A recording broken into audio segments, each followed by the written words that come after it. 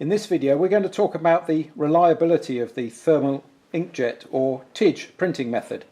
And here we've got a Marcoprint iJet printer, and the first thing we're going to do is we're going to turn it off as if we were going to leave it for the night or leave it for the weekend or even a longer period.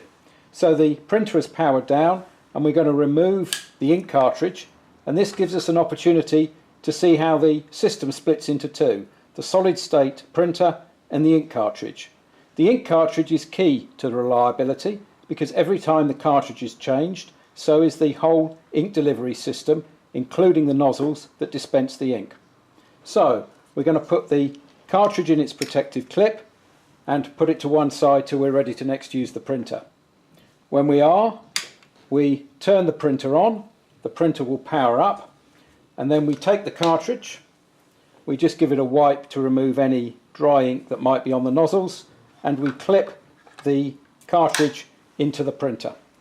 Once the printer's fully restarted, the display will turn itself the right way up, the green light in the top right hand corner will be steady, and then it's ready to print.